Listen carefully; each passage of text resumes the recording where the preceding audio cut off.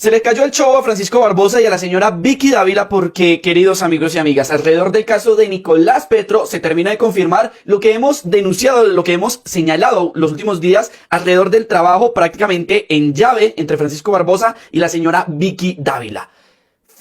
Pareciera que la fiscalía está filtrando información a la revista Semana para que sea ella quien pues tenga, digamos, la primicia de todo lo que sucede con los actos de investigación, pero sobre todo para que sea la revista Semana quien lleve el derrotero de las narrativas, quien lleve la conversación de qué se habla, cómo se habla, qué lenguaje se va a utilizar y otra cantidad de cosas realmente alarmantes que preocupan mucho. Primero porque Vicky Dávila es una, digamos, directora opositora a este gobierno, pero sobre todo porque Vicky Dávila ha estado alrededor de distintos escándalos que han tratado de enlodar al gobierno nacional sin éxito, por fortuna, pero que sí han tratado de desestabilizar no solo en su momento la campaña presidencial de Gustavo Petro, sino también su presidencia. Cuando ya llega el gobierno nacional, tratan también de desestabilizarlo y enlodarlo con distintos escándalos.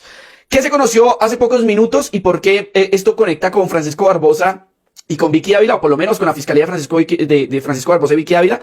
Porque se declaró por parte de un juez de control de garantías la legalidad de Nicolás Petro y Day Vázquez. Fue lo último que se conoció. Recordemos que esta mañana se instaló la audiencia, en la audiencia se hizo la presentación, hubo una petición por parte de uno de los apoderados de Nicolás Petro diciendo necesitamos que las audiencias no se realicen en el búnker de la fiscalía, donde pues no hay unas garantías necesarias alrededor del proceso, y posteriormente pues se realizó toda la audiencia, lo que fue la legalización de captura, la legalización de los allanamientos y demás, de manera privada, reservada, principalmente por los allanamientos, porque ese tipo de información, el objetivo era que no se filtrara a los medios de comunicación y demás. Entonces se necesitaba un carácter reservado. Al final, pues se conoce esta noticia, pero llama la atención algo. Pues digamos que se declare legal la captura significa que van a permanecer Nicolás Petro y Day Vázquez capturados. Veremos si los dejan en el búnker de la fiscalía, donde los van a ubicar. Seguramente va a ser en el búnker de la fiscalía.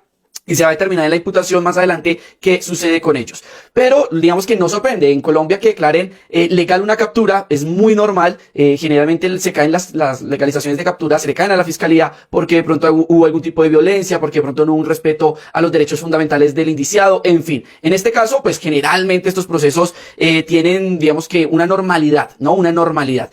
Pero entonces empieza a generarse algo, y es que Vicky Dávila publica el comunicado de la fiscalía. O a ver, hagámoslo de esta manera. La fiscalía publica este comunicado. La fiscalía publica este comunicado a través de sus redes sociales en el cual dice que la fiscalía logra la legalización de captura contra Nicolás Petro, Daysuris Vázquez, por presuntamente ser autores del delito de lavado de activos ante un juez de control de garantías del complejo judicial de Palo Quemado. La fiscalía también logró la legalización de 2 allanamientos realizados en las residencias de los hoy procesados. Y entonces, en un extenso comunicado, cuenta qué fue lo que sucedió en las audiencias preliminares, y al final de este comunicado dice, la fiscalía habla con resultados. Bueno, bastante llamativo, ¿no? Bastante llamativo.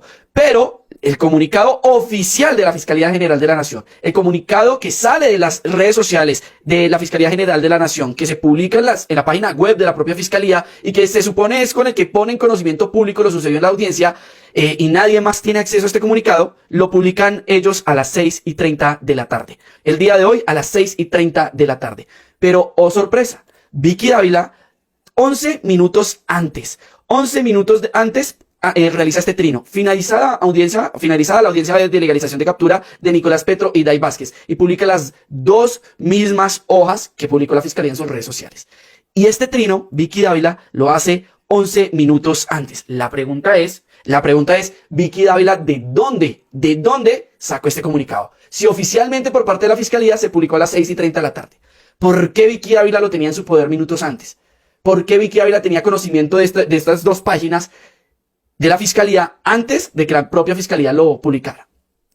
Se dejan caer solitos estos 2 personajes. Se dejan caer solitos. Es que ni siquiera saben hacer bien las cosas. Ni siquiera, claro. Vicky Dávila, con el afán de likes, de tráfico y todo lo que ya sabemos que le encanta a ella, lo publica como mostrarlo como una primicia, pero se deja caer. Y confirma que entre la fiscalía de Francisco Barbosa y la revista Semana, y entre la propia Vicky Dávila, hay un trabajo en llave. Hay un privilegio de información. Hay un privilegio que no tienen varios medios de comunicación en el país. Es más, Víctor Ballestas, que es periodista de Noticias 1, trinó lo siguiente. La fiscalía envía y publica este comunicado 11 minutos después de que sus amigos y amigas de unos medios ya lo han divulgado. Nuevamente, ayudan a unos e intentan amordazar a otros. La fiscalía le está pasando, sería la pregunta, la fiscalía le está pasando información privilegiada a la revista Semana, le está pasando información por debajo de la mesa a Vicky Dávila. ¿Por qué digo que esto es gravísimo? Porque vuelvo a lo mismo, con lo que estábamos hablando al principio del video.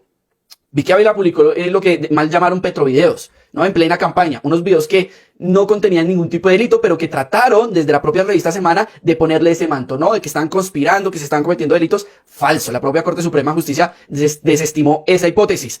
Pero así lo presentaron. ¿Qué dijo Vicky Dávila? Fue una fuente anónima la que me pasó los videos. Y ahí quedó. No sé, nunca se indagó por parte de la justicia, por absolutamente nadie, por qué la revista Semana había tenido accesos a conversaciones privadas y que terminaban asemejándose a unas interceptaciones ilegales. ¿Por qué la revista Semana tenía acceso a ese tipo de información? Prácticamente chuzaron la campaña electoral y la información le llegó a la revista Semana. Pero un caso más reciente, las llamadas entre, bueno, los audios de Armando Benedetti, donde se supone habla con Laura Sarabia, digo se supone porque nunca se escucha al otro lado, digamos que la voz de Laura Sarabia, y entonces Vicky Dávila, la revista Semana, obtienen también estas interceptaciones que no sabemos si se realizaron de manera legal, ilegal, o por qué las obtuvo Vicky Dávila, y las publica, primero las publica en desorden, sin la voz de la otra parte que era Laura Sarabia, con tiempos temporales y espacios temporales gravísimos para tratar ella de ajustar la narrativa a lo que quería contar. La pregunta es, ¿de dónde sacó Vicky Dávila sus audios? Claro, ella tiene una ventaja y es, no, yo tengo la garantía, digamos que legalmente yo no tengo que revelar mis fuentes. Recordemos que ya una fuente anónima que le dijo, que le habían contado, que alguien también le mencionó, lo publicó como un testimonio fehaciente de lo que podrían ser miles de billones en bolsas. Nunca se supo quién era el testigo, armó tremenda narrativa sin una sola prueba, sin una sola evidencia.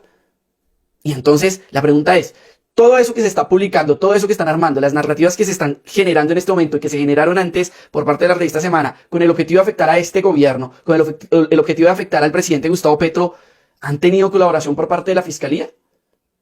No se entiende cómo, no se entiende este trato privilegiado. ¿Cómo le están dando este trato privilegiado a Vicky Dávila? Es increíble. Miren, varios medios alternativos también lo notaron y dijeron Vicky Dávila, 6:19, Fiscalía 6:30 p.m. Increíble, la Fiscalía trabaja de la mano con la revista Semana. El comunicado lo sacó primero la directora de Semana que la misma institución. Es que esto es inverosímil, amigos. Esto es increíble. Es increíble.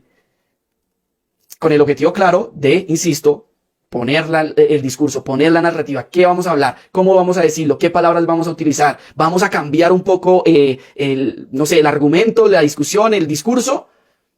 Seguramente sí. Pero esto fue lo primero. Lo segundo es esto, amigos. Lo segundo es esto. Publica hace 5 horas, hoy en la tarde publicó también Vicky Dávila, algo que me llamó mucho la atención. Y es que en medio de las diligencias de allanamiento, se le habían encontrado a Nicolás Petro 25 millones de pesos cuando lo capturaron. Y entonces preguntan, ¿no? ¿Qué más encontraron los investigadores en la vivienda del hijo del presidente? Y cuando les recomiendo no darle clic nunca a estos artículos, yo acá vengo y les cuento, cuando uno mira el artículo, no dice nada. Solo dice lo de los 25 millones de pesos. Del resto, no dice absolutamente nada más.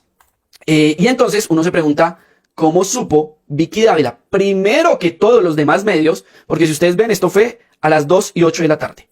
¿Cómo supo Vicky Dávila que en medio de las diligencias del allanamiento pues la fiscalía encontró y allanó los 25 millones de pesos? ¿Cómo lo supo? O sea, alguien le está pasando información a Vicky Dávila. Alguien le está pasando información a Vicky Dávila. Ya después, varios medios, como por ejemplo Caracol Radio, publican lo mismo. Fuentes allegadas al proceso que se adelanta contra Nicolás Petro indican que en el allanamiento fueron incautados 25 millones de pesos en la casa de Nicolás, pero señalan que son de su esposa y serían de un préstamo para asuntos de maternidad de la mujer. Miren la hora, 3:22. Más allá del tema del dinero, que a mí pues 25 millones de pesos, primero tener dinero en efectivo en Colombia no es un delito. O sea, la realidad, así se habla de 25 millones o más, tener dinero en efectivo no es un delito. Seguramente tendrá que explicar Nicolás Petro de dónde sale el dinero y demás, pero tener como tal dinero en efectivo en Colombia no es un delito. Que lo quieran mostrar como un delito es otra cosa. Y pues Nicolás Petro, si bien es cierto, yo tengo varias dudas con pues se le presume inocente, pero tengo varias dudas alrededor de cómo él aumentó su patrimonio de manera injustificada, determinará la justicia. Pero Nicolás Petro tenía sueldo de diputado, pues digamos que Nicolás Petro no es que se